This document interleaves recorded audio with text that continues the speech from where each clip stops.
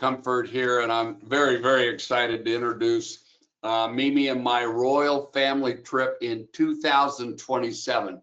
I do not know if we've ever planned a trip this far in advance. And very honestly, we've been working on this for close to a year now. And the reason why is because we wanted to go to Japan during the cherry blossom time of the year and all the cherry blossom festivals. We've heard all about that. So we've got this tremendous trip put together, and we've been working with the Oceania. Actually, we've been working with many different representatives. We started off wanting to do this with Regent, and just candidly, when Oceania, which is owned by the same parent company as Regent, Seven Seas Cruises, Oceania's offer to us for you was just so much better. We could not do it with Oceania. And honestly, I've cruised on Oceania. I bet many of you have cruised on Oceania. If anything, you know they're the line for the foodies. They're the line that prides themselves in maybe having the best culinary restaurants and food in the entire world, matched up by wines and everything else. So we're going to go through this 10-night, 11-day royal family cruise aboard the Oceania Riviera. Now, the Oceania Riviera is one of their newer ships, which has 1,250 passengers, but 800 crew members. So service is something that they pride themselves in. And I think I've said this, but I want to say that when we looked at this, the executive vice president of sales, we met him at our convention out in Las Vegas, had about an hour and a half meeting with him. We wanted just to do the Tokyo round trip, which was the cruise right before this, but then we found out there was a big group on it, and it was on one of their older ships. So he talked us into looking at this Hong Kong to Tokyo one, which is April 26th through the 27th, 10 nights, 11 days, starting in Hong Kong. And you'll see the itinerary. Matter of fact, I'll get to that itinerary right now.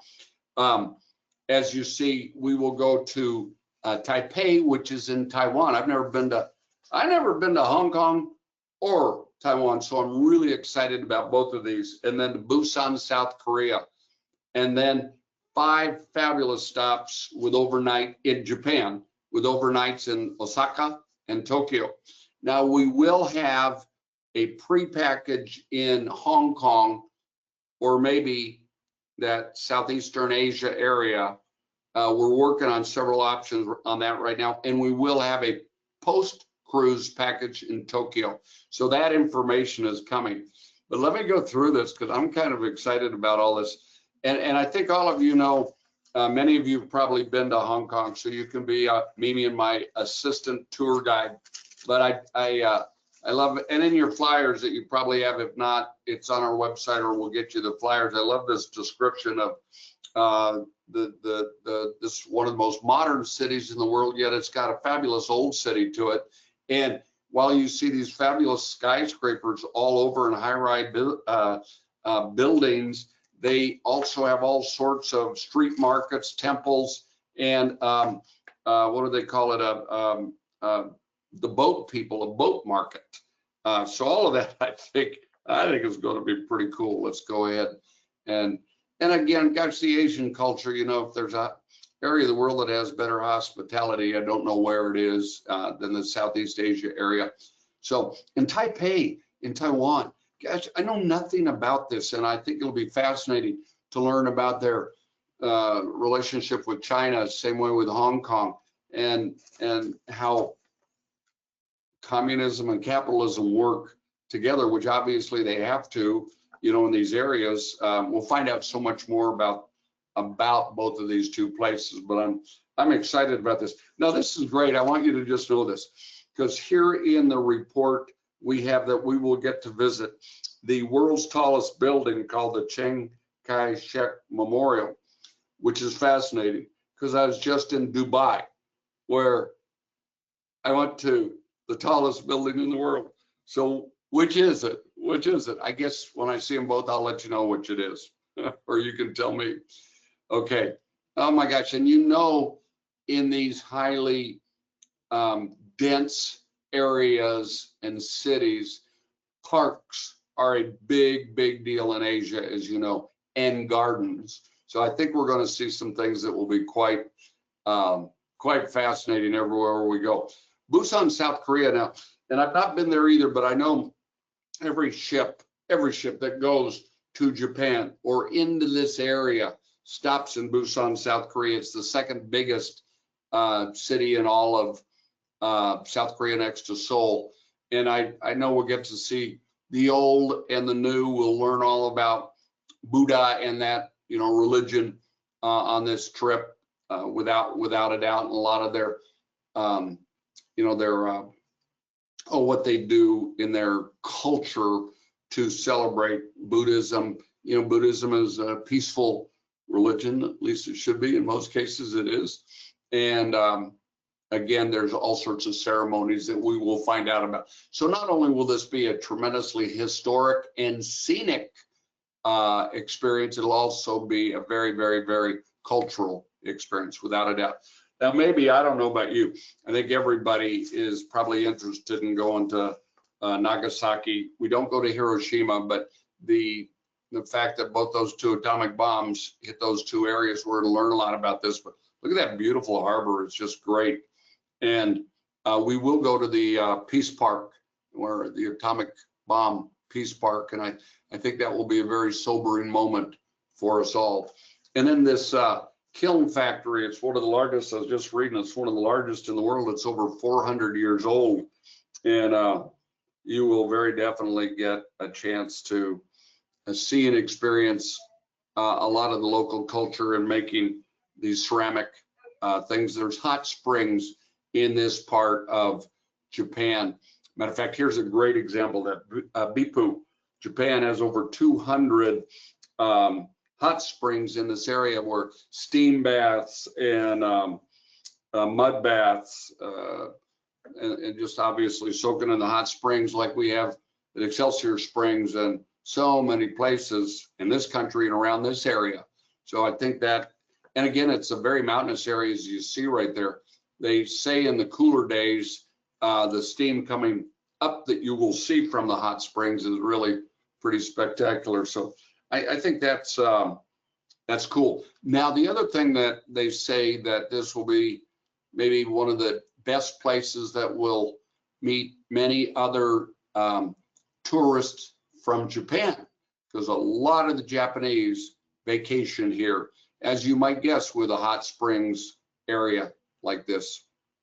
Then Osaka, I think Osaka is maybe known as one of the prettiest and I don't know, arguably one of the best places to go in all of Japan, along with Tokyo, of course. And we will be overnighting in Osaka, so we will get to see a lot of things here and learn about the samurai culture and all that went on back in the days gone by. Like an example, it says prior to the 8th century, the capital of Japan moved with each new emperor, and Osaka was one of the earliest capitals of Japan. Now, this is another thing that I think is cool. Kansas City just got a Ferris wheel. Many cities, I guess the London Eye is, you think about that. But in this Asian culture, or at least the Japanese culture, the Ferris wheel is the symbol of status. It's the status symbol of these modern Japan cities, the Ferris wheel. Isn't that wild? And you see these harbors that are over there that I think are just beautiful. And I think, like in a lot of ports in the world, the city just comes to life at night. So I just think this is going to be absolutely beautiful. I'm really, Mimi and I are both quite excited about this, and we'll learn about all the temples and the religious ceremonies and things. And the tea ceremonies are supposed to be fabulous in a lot of the areas that we go. I think that will be fascinating too. And I'm not even going to try to pronounce that, because if I pronounce it wrong on this webinar, it'll stay there to haunt me. So we'll learn about this temple and this place and the history and the culture behind it. I think this is going to be great. Nagoya in Japan is another unique area. of Japan that, again, know nothing about. You might, I sure don't. It talks about the castle that's in the center of town, the golden orca statues are the symbol of the city. And here is where, I don't know whether Toyota is here or not, but the Toyota Museum of Technology is here. I bet you this is where one of their factories is. I'll find that out and let you know for sure. But their Museum of Technology is there. And I think this would be kind of fun to see the, gosh, what would that be, nearly 50 years or maybe a little over 50 years of automobile technology. Okay, and that is in, again, Nagoya, Japan. And again, they say these cities just come alive at night, and this is a great picture to show just exactly that. Okay, now let's move to Tokyo, and I think maybe, gosh, all trips, it seems like probably because of the airport more than anything, you will either start or end in Tokyo. In this case, we started in Hong Kong and ended in Tokyo, and I liked that one better because, again, this timing is right in the middle, right exactly when the cherry blossoms should be in their fullest bloom. So all of this, I just think is going to be a historic, a cultural, a scenic, and an overall fascinating trip. We've got our seminar coming up here next Tuesday. We've got, gee, many Christmas, 54 people, something like that, coming to this seminar. So I know the interest in this is huge. We've already got 5 bookings just with the first email before I even did this webinar that people have booked. And again, those of you that want suites or want to get in quick, I'd say make that decision as quick as you can. Let me talk to you a little bit about the ship we're doing. I mentioned earlier, it's on Oceania, and the newer ship, one of their newer, and they're bigger ships. Their other ships are a little smaller. They're older ships that are 800 passengers. This is 1,250 passengers. I'll show you a lot of the beauty of the ship, but biggest thing I want you to see there is that's 15 decks from water level to the top level, and 11 decks for passengers, 4 decks for crew. Again, Oceania is known for their spectacular culinary expertise, but also this ship, everybody we've ever put on this ship absolutely loves their experience. I don't know if I ever remembered having a complaint. Even on their older ships, I don't remember having a complaint. Many restaurants on the ships. We will be doing several things together, and we'll have some surprises for you. We are working on that as we speak. You see the staircase, the staterooms with the balconies, they will go very fast, as you would guess too. And the lounge up on top, which converts from both a restaurant and a lounge. The lounge and the restaurant below on the bottom right. Beautiful ship, beautiful ship. I know you'll be impressed with the ship. I like that size too. It's kind of right. It definitely on the very, very small size of the ship, but because of how Oceania does it, that it's called the space ratio, is fabulous with this being a 15-story ship. So what we've got here is the veranda suites. They start at $6,284. I'll tell you, I told you, we looked at Regent, we looked at a couple other lines. It started literally at about 12,000, starting price, lowest category, 12,000, and jumped up to 15, 18,000 very quickly. So we did negotiate some extra inclusions that you see there. I'll get into that in a minute. There's what's called the concierge veranda, $6,784, and the penthouse suites, $9,084. Now, we were only able to get 25 staterooms. We begged them for 10 more, 15 more. They said, let's see how you do with this to start off with. And if you need more, hopefully we can get more. But you see, we have some specialty dining, the Wi-Fi, gratuities, drinks, juices, specialty coffees. And we will have some prestige select beverage services for you too, along with our cocktail parties. and $200 shipboard credit per stateroom. The deposit, by the way, let me go back to the cabin accommodations. We put those 3 on there. There are obviously 10 to 12 categories minimum, as you know, most cruise ships have. So what we have to do is request them based on when and which staterooms that you are most interested in. So don't just think they're only those 3 categories. There are more, but we have to do those as available based on your request. Deposit is only $785 per person, and then final payment is a long ways down the road. November 2nd of 2026 is final payment. So you'll have a chance to go get a second or a third job, and or just take some of the money out of your kids' inheritance if you have kids and do this. And if you are single, solo traveler, let us know. We can help you with that too, and what those rates would be. And again, if you do suites and things like that, the deposit's a little bit different. But on those 3 suites, the deposit's only $785 per person based on the double occupancy, okay? Do remember, all deposits are non-refundable. So I would advise you, if you can get travel insurance, we will help you with that. We'll help you with air. We'll help you with everything you need, pre and post packages too. But the travel insurance will help you if something comes up medical that you have to cancel, even before final payment, so we can get you that deposit back. We've also asked if we can get that transferable, and they've said that they're pretty sure that we will be able to do that for you. So, but the travel insurance is the key thing to do. And again, I would just say, if this is of interest to you, let us know immediately. Let us help you. Let's just help you find the options that are best for you from accommodations.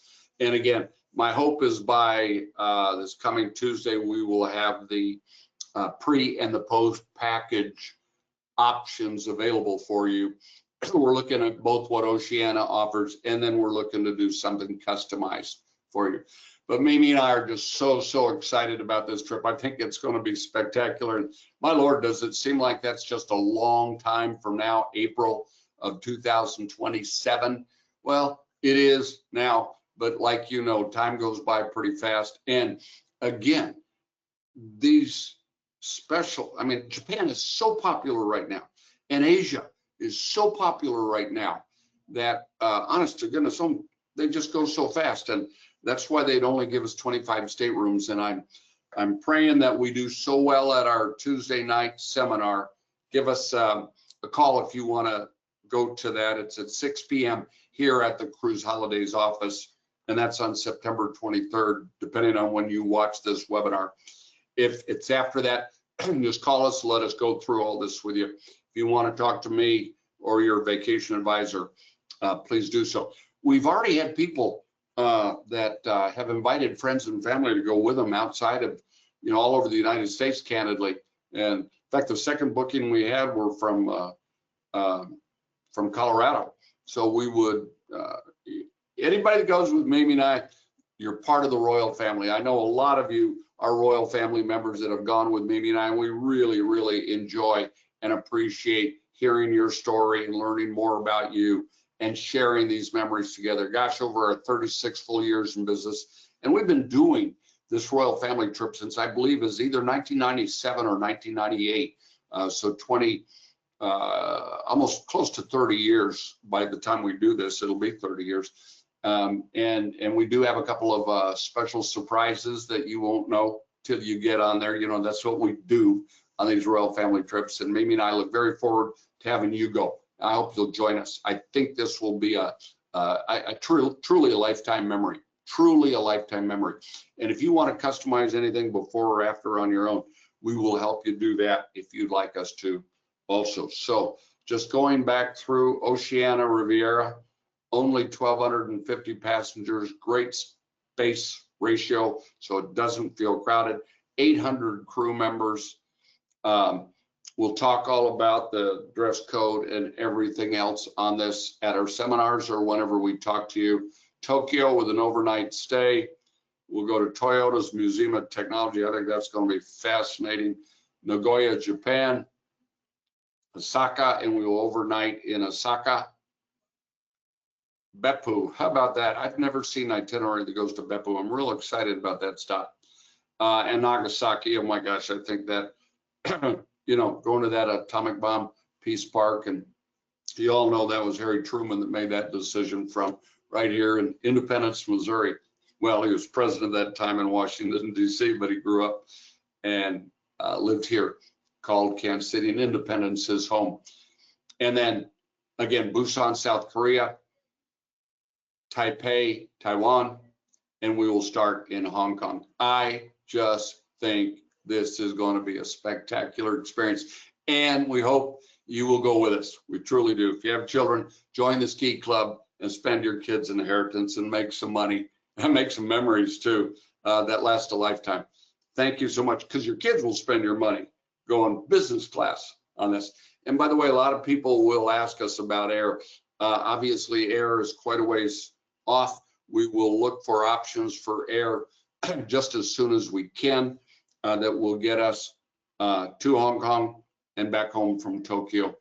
And again, if you opt to customize your vacation, maybe you want to go to Thailand, Singapore, wherever it might be, Australia, New Zealand, before you start here, welcome to do that. But we'd like to have you join us. It's going to be a great, great experience. Thank you, everybody, and hope you'll join the royal family on this 10-night, 11-day trip, Hong Kong to Tokyo, April 16th through the 27th of 2027, and aboard this fabulous Oceania Riviera. Thanks, everybody. Bye-bye. See you Tuesday.